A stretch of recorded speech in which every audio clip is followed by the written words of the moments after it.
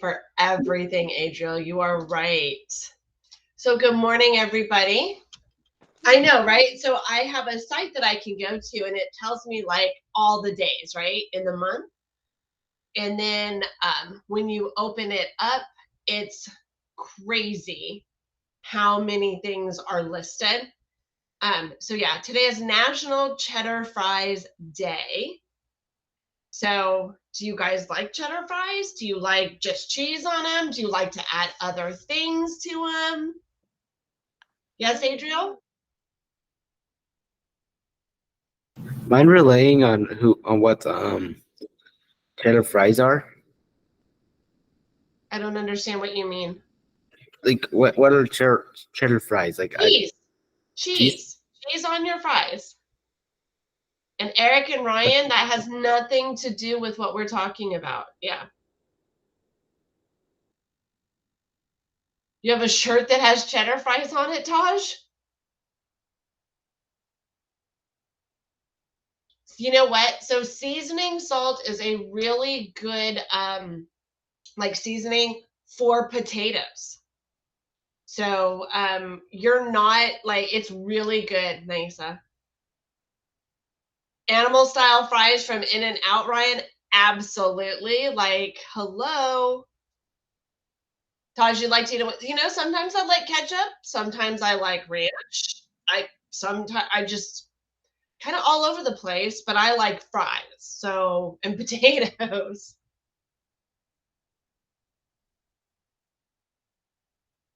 Right? Really, Oh, McDonald's French fries are the I really like best. carne asada Yes, fries. Angeline? Those are like my favorite kind of fries. Oh, yes. Yes, yes, yes. Absolutely. I've been I craving mean, them for a while now, and I need somebody to give into my temptation because I don't know. It's like I feel like I'm having withdrawals. Like I haven't had it in so long. I'm like I need it in my system. true, true. Carne asada fries, Jamarcus? So if you go to like Roberto's, probably because they're the biggest chain that I can think of that's all over the city. Um, it's carne asada, which is beef, and um, gosh, what else do they put on there? Just depending, right? Cajita, um, Yeah, they put sometimes they'll even put guacamole, sour cream, yeah, different types of cheese, and también they'll put like maybe they'll put onions. chorizo sometimes. Oh my god, I don't know And what I else is. love, McNuggets with Chick-fil-A sauce. Okay, but those aren't fries. But fries with Chick-fil-A sauce is really good. Bacon bits on them, yes, absolutely. Samuel, I only think In-N-Out fries are better if you get them to double fry it. Otherwise, they're soggy. You actually have to tell them to double fry it. I don't like soggy French fries. I like them to be crisp. Yeah. you're getting hungry, Jamarcus. I know, right? I start us out with food like almost every day. Well, you guys said you liked it when I did like food ones, so I just thought, why not? So now you all have a goal for today, right? French fries in some way, shape, or form. So I have like, frozen fries like in my freezer and I have my air fryer. So I'm thinking that's going to be lunch today. National Book Day is in 3 days. I know. I also like tater tots. Do you have tater tots, Ryan? Can you do that? And then you definitely want to put those French fries on the grocery list. That's what my son used to do.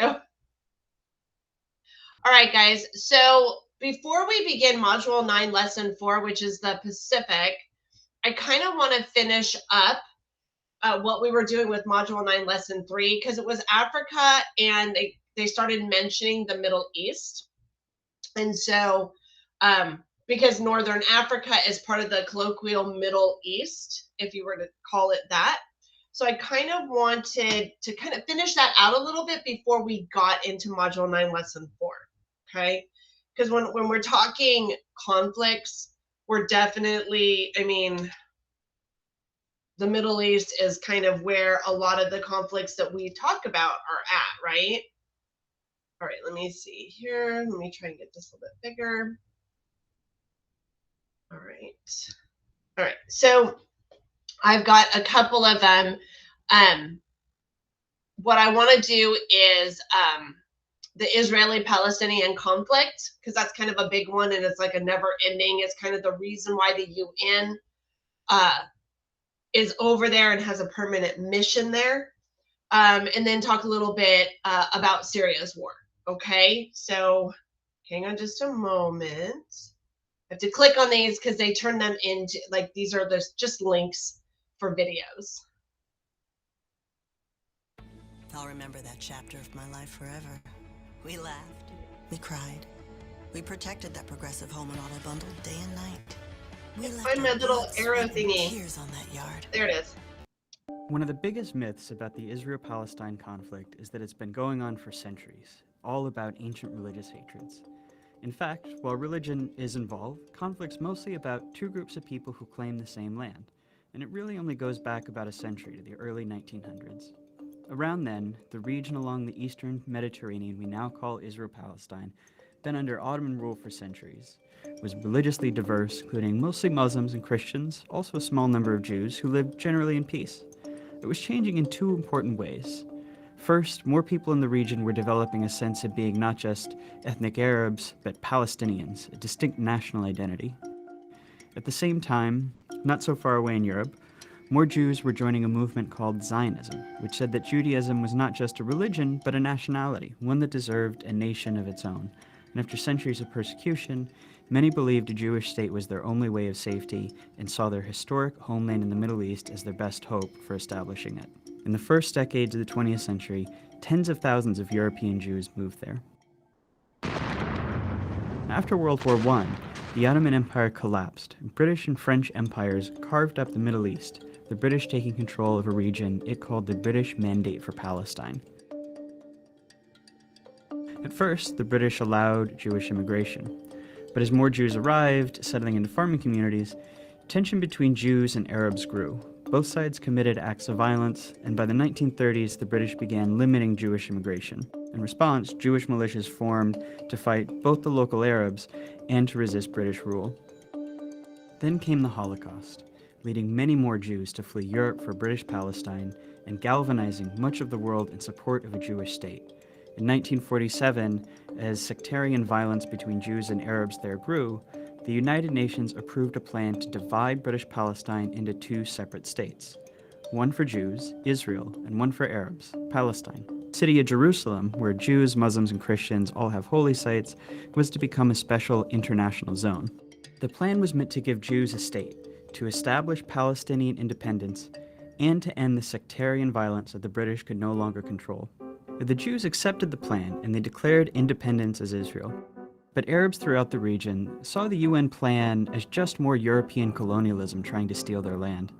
Many of the Arab states, who had just recently won independence themselves, declared war on Israel in an effort to establish a unified Arab Palestine where all of British Palestine had been. The new state of Israel won the war, but in the process, they pushed well past their borders under the UN plan, taking the western half of Jerusalem and much of the land that was to have been part of Palestine. They also expelled huge numbers of Palestinians from their homes, creating a massive refugee population whose descendants today number about 7 million. At the end of the war, Israel controlled all of the territory except for Gaza, which Egypt controlled, and the West Bank, named because it's west of the Jordan River, which Jordan controlled. This was the beginning of the decades-long Arab-Israeli conflict. During this period, many Jews in Arab-majority countries fled or were expelled, arriving in Israel. Then something happened that transformed the conflict. In 1967, Israel and the neighboring Arab states fought another war. When it ended, Israel had seized the Golan Heights from Syria, the West Bank from Jordan, and both Gaza and the Sinai Peninsula from Egypt. Israel was now occupying the Palestinian territories, including all of Jerusalem and its holy sites. This left Israel responsible for governing the Palestinians, a people it had fought for decades. In 1978, Israel and Egypt signed the U.S.-brokered Camp David Accords. Shortly after that, Israel gave Sinai back to Egypt as part of the peace treaty. At the time, this was hugely controversial in the Arab world.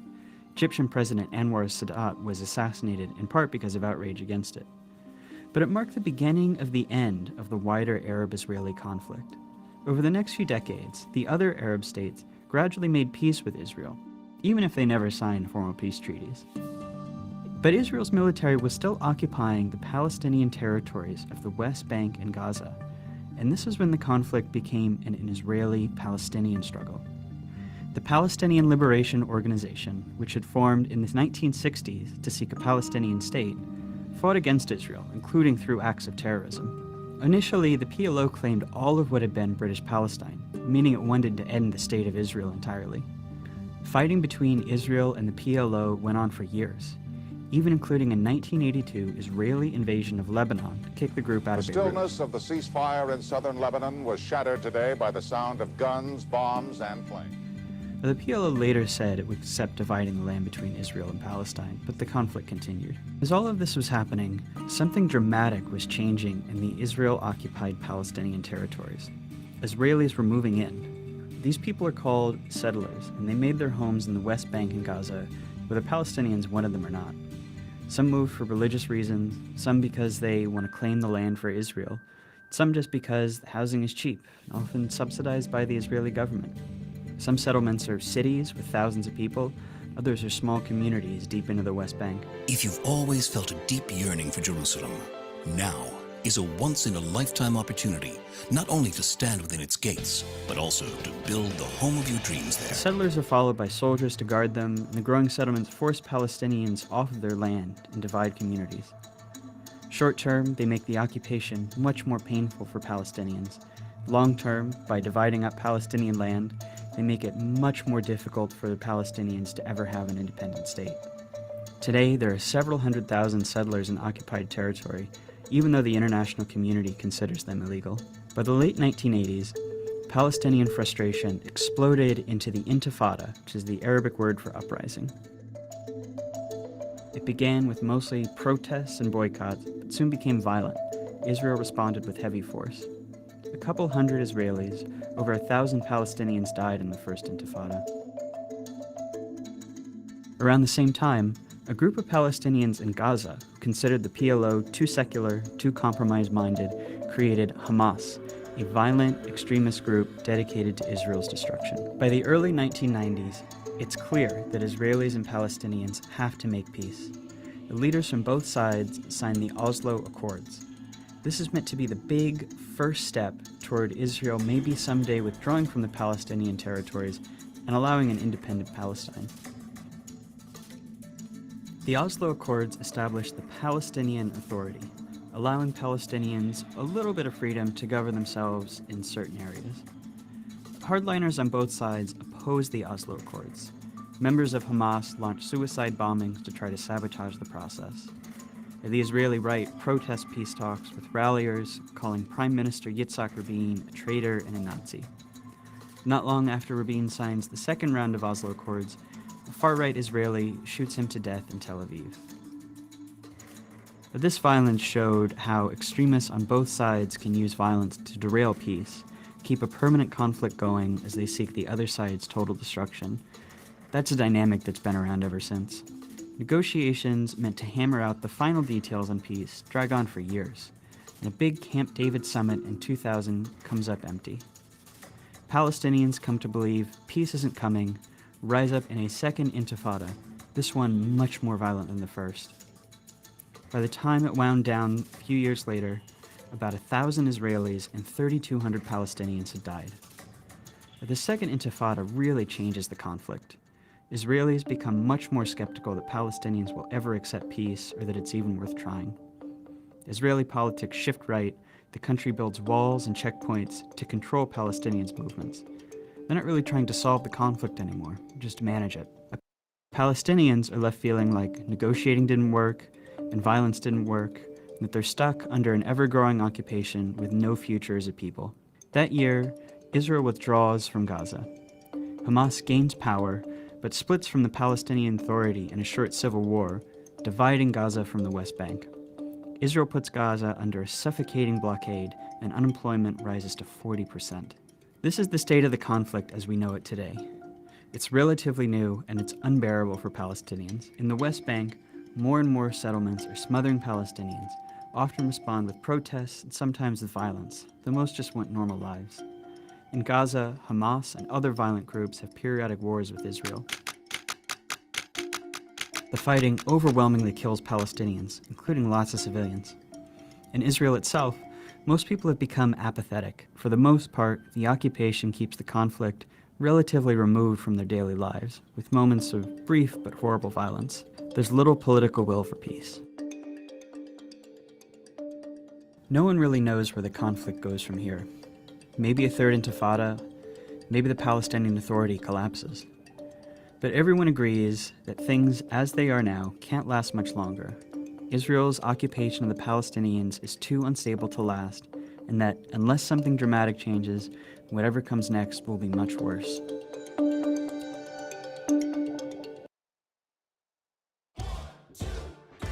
Okay, so they literally... Invention brings simple industrial automation to... So literally, in Israel, it goes back and forth between the Palestinian liberation and the Israelis, back and forth.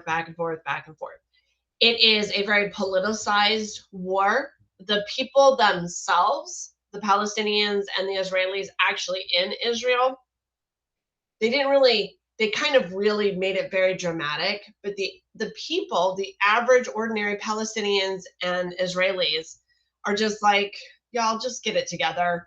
But they're not like, oh, my life is so horrible, or, oh, we hate Palestinians or anything like that. I have a lot of friends who are Israeli.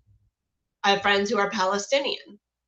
And I have friends who are both Israeli and Palestinian that are from Israel, who are from the West Bank, who grew up in the West Bank. Some grew up in Golan Heights. So it's like what we see and what the media puts out there is not what like the average daily lives are like. But this is something that has been going on forever. And then when Hamas jumped in, Hamas is like the Palestinian version of, Al-Qaeda or one of those groups. And things were calming down, things were starting to go okay, and then Hamas jumps in, and then they start their violence, and so you saw they broke away. At least officially, they've broken away from them. It's kind of one of those things where we're like, we're not too sure. Where we go from there, I don't know. Like, literally, the Palestinian and Israeli conflict has been going on since the creation of the country of Israel after World War II. Okay. The Jews versus the Arabs. Remember, you have little bitty Israel and they're surrounded by Arab countries. So for them, there's always religious and philosophical conflicts as well taking place there. So I think that was just kind of the thing that I wanted to talk about. And we have one last one. I think this one talks about what took place in Syria. Just give me a moment. And then we'll move into the Pacific. Syria's war is a mess. After 6 years, the conflict is divided between 4 sides, each side with foreign backers, and those foreign backers don't even agree with each other on who they're fighting for and who they're fighting against. And now, Syria's use of chemical weapons has provoked President Donald Trump to directly attack Syrian President Bashar al-Assad. This is a major development because up until now, the US has only been focused on fighting ISIS. To understand the crisscrossing interventions and battle lines in Syria today and how it got this way, it helps to go back to the beginning of the conflict and watch to see how it unfolded. The first shots in the war were fired in March 2011 by Syrian dictator Bashar al-Assad against peaceful Arab Spring demonstrators.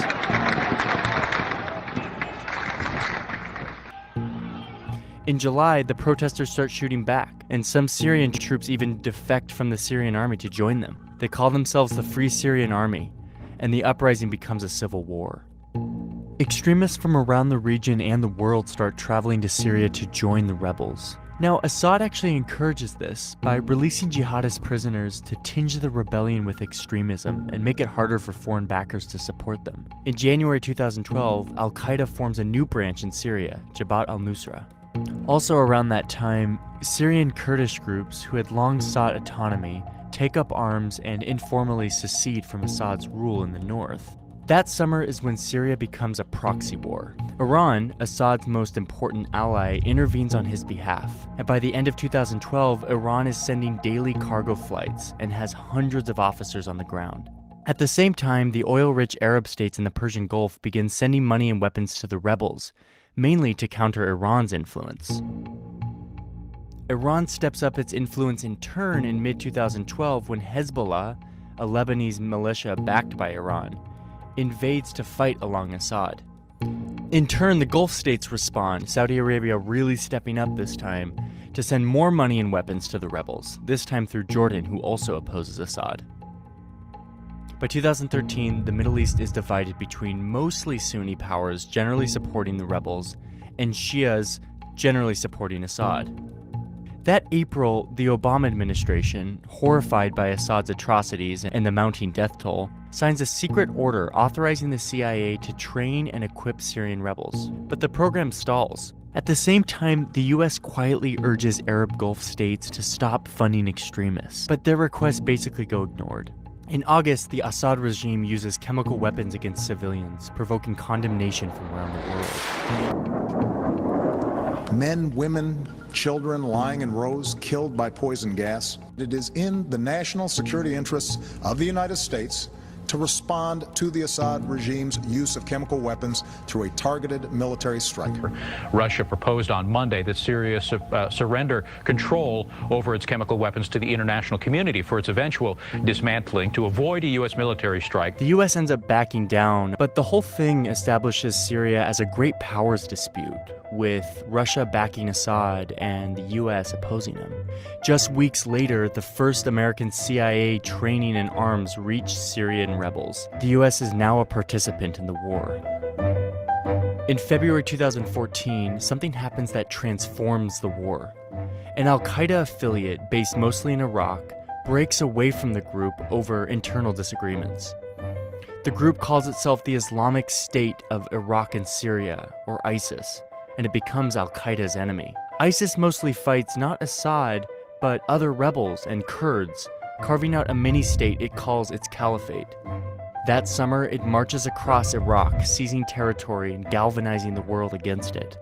In September, 1 year after US almost bombed Assad, it begins bombing ISIS. We're moving ahead with our campaign of airstrikes against these terrorists, and we're prepared to take action against ISIL in Syria as well.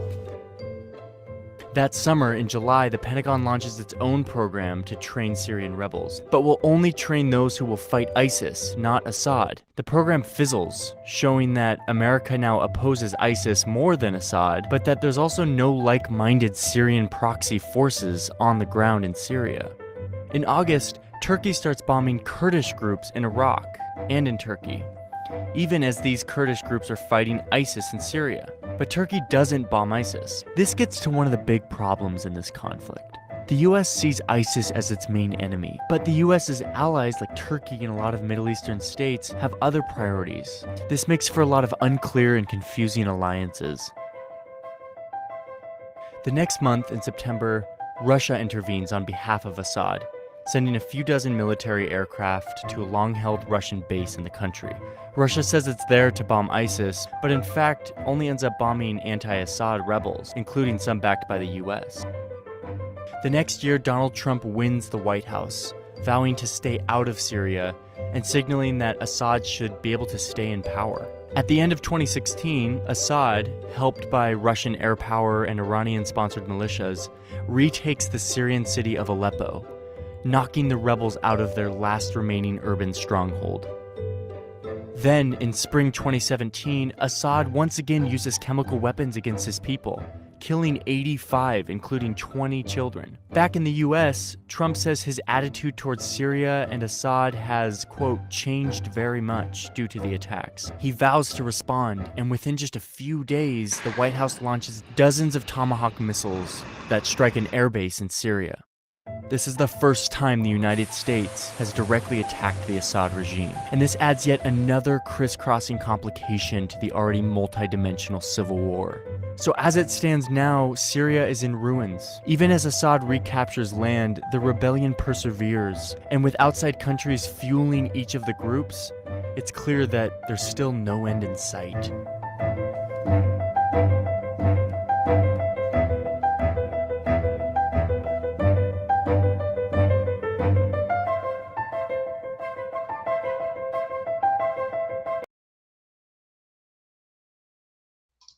Yes, Adriel?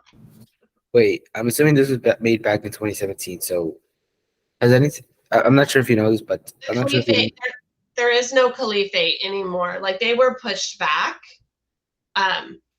In what started out as a Syrian civil war, and it spread throughout a lot of, especially like the United Arab Emirates and Jordan. They did something very, very drastic. They sent in military fighters and jets that were flown by women, and under the idea of the jihad, you know, the idea of a jihad is, you know, if you die in battle, you know, you'll go to heaven, you'll get your 40 virgins, all that other stuff. But to be killed by a woman is like the ultimate insult, and you won't go to heaven, and it's all really, really bad. And so what the UAE and Jordan did during that time period, right around 2000, I want to say 17, 18, they actually had sent in women fighter pilots, and that kind of helped turn the tide. Today, there's issues in Yemen. They're still having their civil war because the people there are, it's bad. It's just really bad for the people in Yemen, much like we've seen with a lot of the countries in Africa, where the people in charge get everything and then everybody else gets nothing. The problem with a lot of these countries, when we talk about, you know, wanting them to be stabilized, is you can't do a lot for the people of a country until their government is stable. And as long as there's constant military coups and overturning and corruption and very, very unstable governments, it's really hard to stabilize those countries, which then means those conflicts are going to continue. Okay. Okay, so that's just kind of, I wanted to just finish that up because we don't have a specific lesson on the Middle East with conflict. And I felt like we really kind of needed to touch on that as well. Let's begin the Module 9, Lesson 4. If you guys can open up your course arc and your journals. And then if you guys can give me like the thumbs up like reaction that you have your course arc in your journal open, that would be awesome. Okay, I see both of my Anayas have theirs open.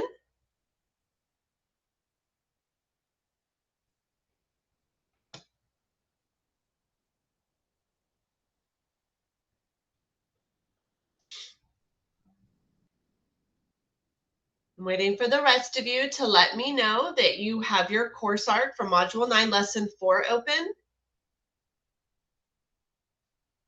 Sorry, So, it's taking me. Oh.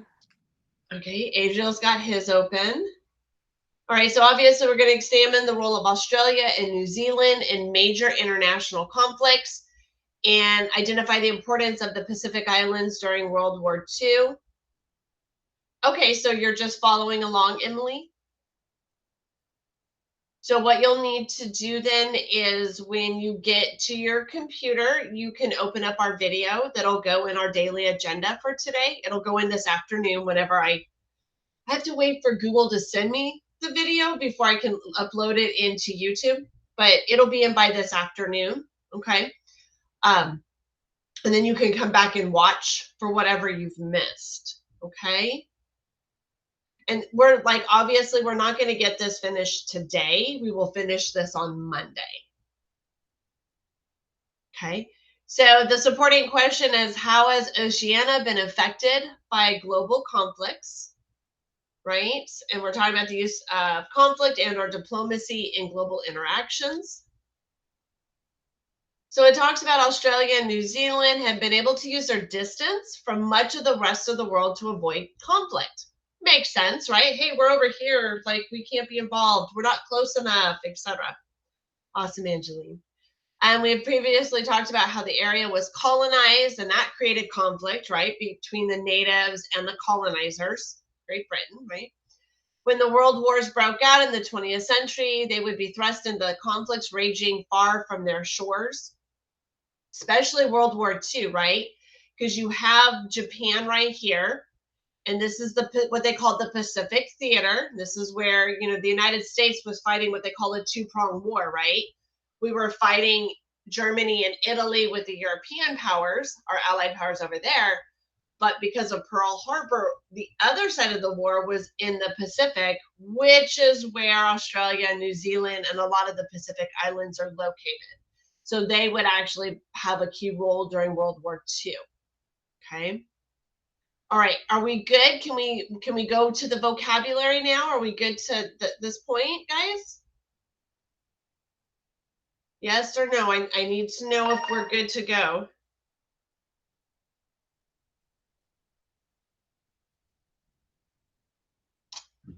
Okay, Adriel, Anaya, Gabriel, you guys are all saying yes. All right, so you guys know you can either click on it over here on the side, or you can click down here on the bottom. And keeping in mind, please, please, please remember, you have to use the course arcs to complete your journals. Okay.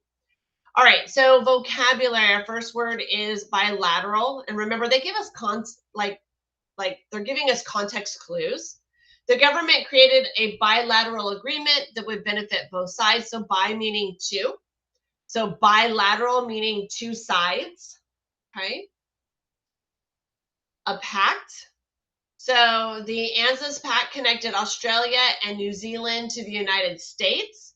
And it's literally Australia, New Zealand, US, ANZUS Pact. And this was, they agreed to jump in the Pacific Theater on our side during World War II. A campaign. So campaign has many different meanings depending on where you're using the word. So the campaign to take over the bridge and not allow the enemy to use it was successful. So there can be a campaign like, hey, vote for me, or in this case, a military campaign where there's strategies involved in what you're trying to do to win your battle, skirmish, war. Okay. All right, so we've done those words there. So let's come back. So a series of military operations intended to achieve a particular objective confined to a particular area. Is that pact, bilateral, or campaign? Ryan? Campaign. Campaign, good. All right. A formal agreement between individuals and parties.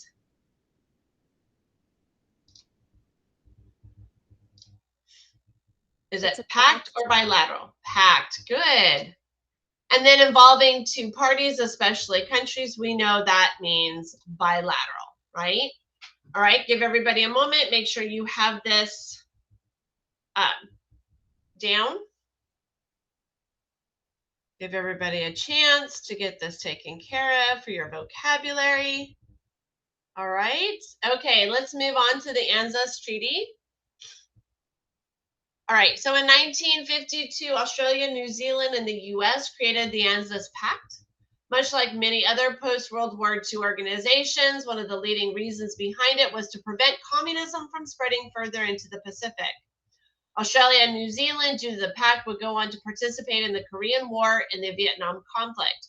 After the United States was attacked in 2001, the ANZUS Treaty would also bring New Zealand and Australia into Operation Enduring Freedom.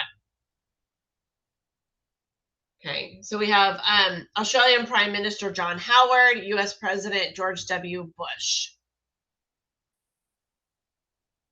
And then I think, let me see if I can find it. Hold on. I wanted to, and I didn't get this one loaded up. I apologize.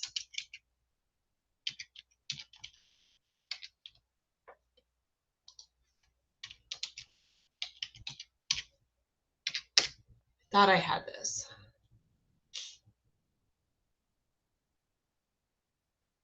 I think I'm sorry. I'm trying to find the short one that I have found yesterday.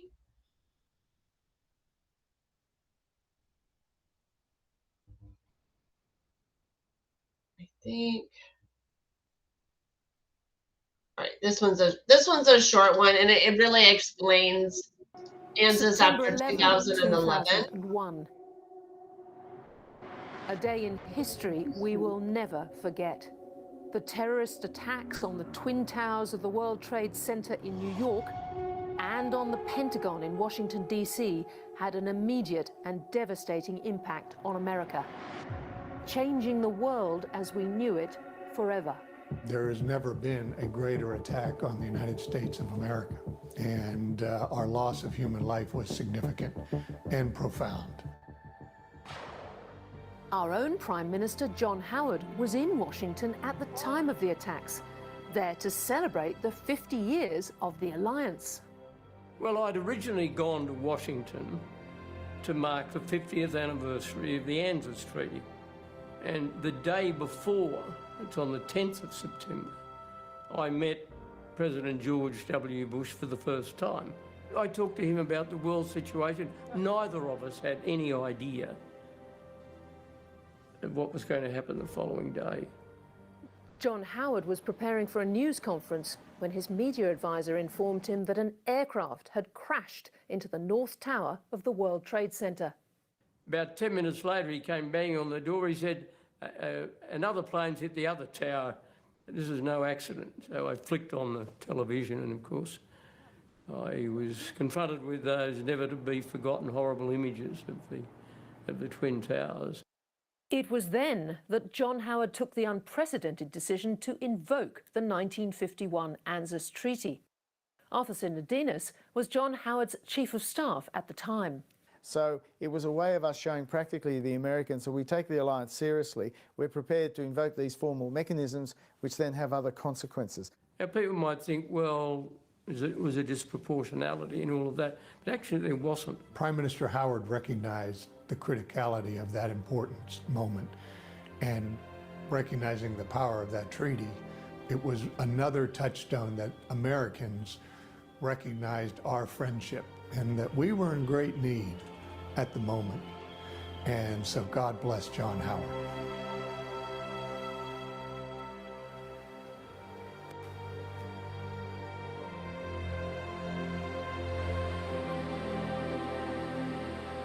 People never forget what happened here on home soil. Australians too were caught up in the terror, many of them working here in New York in financial services. Back in Australia, people lost friends and colleagues.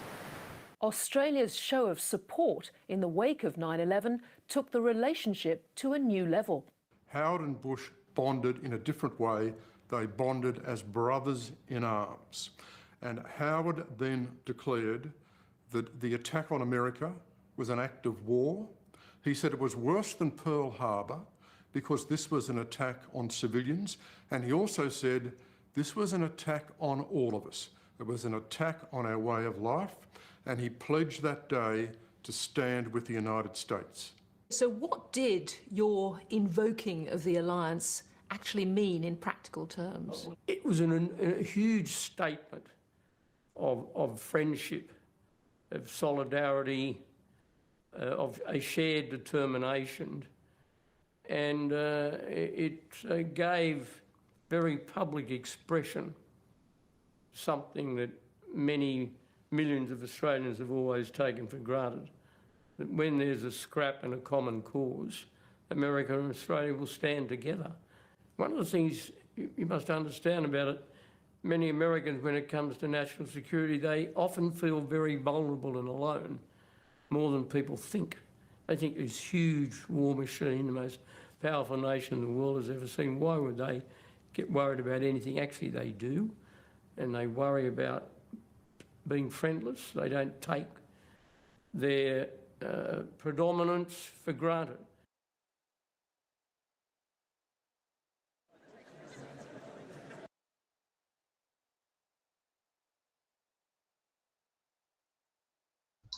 All right, so basically, you know, obviously we're going to have an alliance during World War II, and that has just kind of grown since then. So I just wanted to kind of show you a little bit of that. So we're going to talk about Australia in World War I, and then we'll move our way into World War II. So these are Australian troops as they're passing their way through Sydney, Australia on their way to transports. Okay. In the Gallipoli campaign, there's going to be some spots, so you need to pay attention so you can answer some of these as it happens. Let me make it a little bit bigger. The Gallipoli Campaign, 1915 to 1916. World War I. By 1915, the war on the Western Front had fallen into a stalemate. The Allied powers fighting in Belgium and France were considering opening a new front. In January, Okay, the war on the Western Front had turned into a clear victory for the Central Powers, clear victory for the Allied powers, or a stalemate. Yep, a stalemate. Absolutely.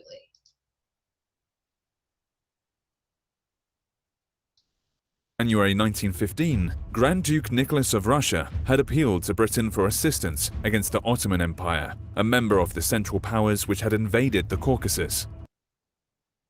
Okay, the Russians asked the British, both were Allied powers, for military help against the Germans or the Ottoman Empire. That's why I'm doing this, my king. Ottoman Empire, good.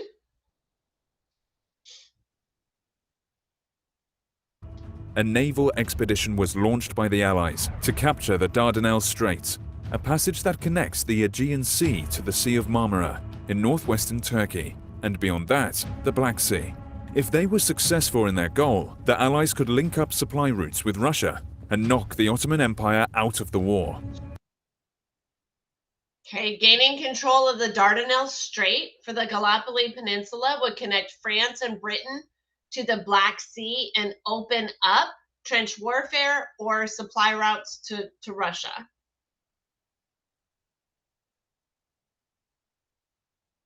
What would it open up?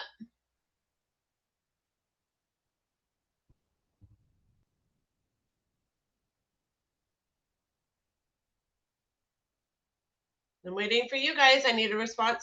Trench warfare, the Dardanelles?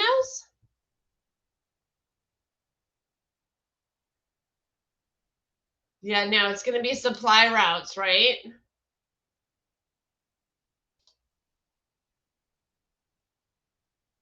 Yeah, the Dardanelles is a water. It's a water strait between Europe and into the Ottoman Empire, basically. Furthermore, as First Lord of the Admiralty, Winston Churchill proposed opening another front would dilute the German forces as they supported the depleting Ottoman Turkish army. British Admiralty Winston Churchill pushed for a naval attack on the Dardanelles with a bombardment by British and French battleships on February the 19th, 1915, and resumed on the 25th because of bad weather. The Ottomans had placed mines in the water, and the minesweepers had failed to detect many of them. The British also sent Royal Marines ashore to sabotage Ottoman artillery. On March the 18th, Allied battleships entered the straits. Fire from the Turks and undetected mines sank 3 of the ships and damaged 3 others. This naval assault could not work because the Turkish guns needed to be silenced, and so did the minefields, which was impossible to do at the same time. Okay, what 2 things did the Ottoman Empire do to defend itself against the British? Dig trenches, cannon fire out to sea to sink the ships, put mines in the water. Very good. Yeah, they absolutely, because that's how Britain was going to come for them, right? Is through water. Good. The naval ships were also mainly obsolete warships, unsuitable for action. After this failed naval attack, a full-scale amphibious beach assault would begin on the Gallipoli Peninsula. General Ian Hamilton was commander and had assembled 77 ships and 75,000 men. However, he lacked specialist landing craft. Under his command were British forces, ANZAC, standing for Australian and New Zealand Army Corps, and last. Okay, the ANZAC Australian and New Zealand Army Corps is what that stood for.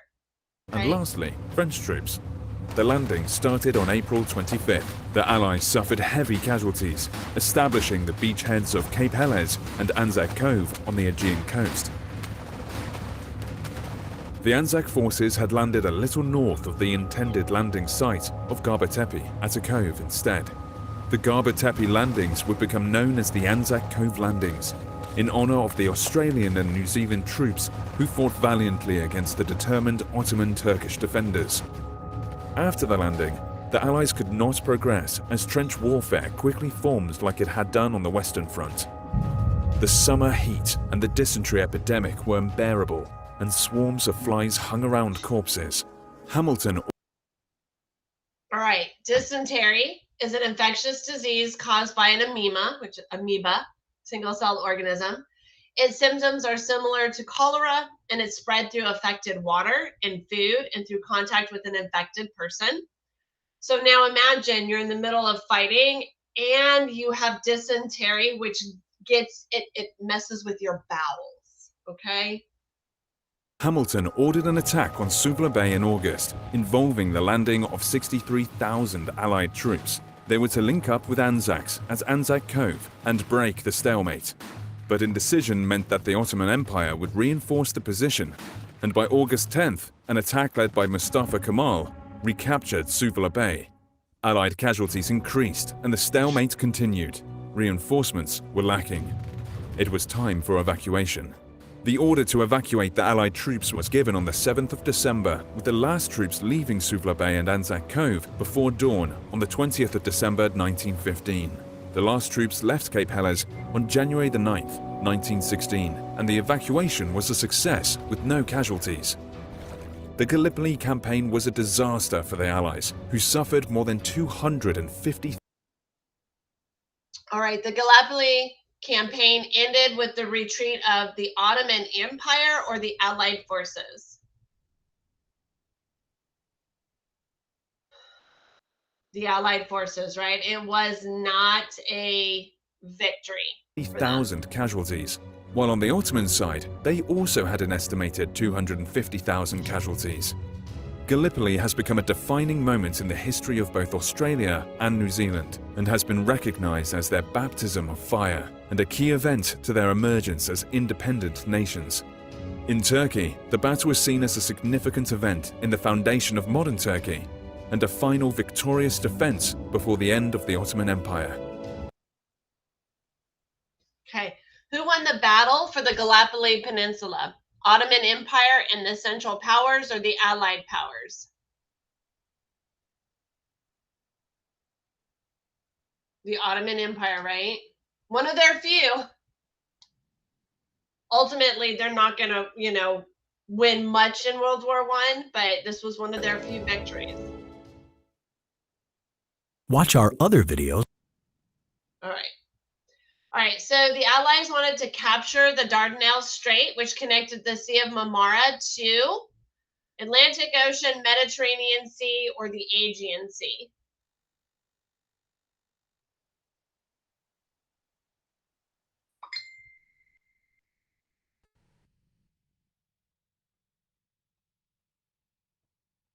Which one, guys? The Aegean, right? Good. And then what are the two things they did? Straight from the video, right? Cannon fire and mines. I know. We got 3 minutes. What disease spread quickly at Gallipoli? Dysentery. Gallipoli campaign was a great success for the Allies. False. All right, I think this video is longer than the 3 minutes that we need. So we have the end of class. So here's what we're going to do. We are going to finish these up on Monday, which means the rest of the course arc and the 2 questions in the journal. Make sure that you guys have finished your Module 9 Lesson 3 journal, because remember, that's a summative grade. Tomorrow is attendance and small group in the morning from 10 to 11:30 in VLA Rather SSG. Let me see. Are there any questions that you guys have before we go, since we've got like 2 minutes left in class? No? So we're all good.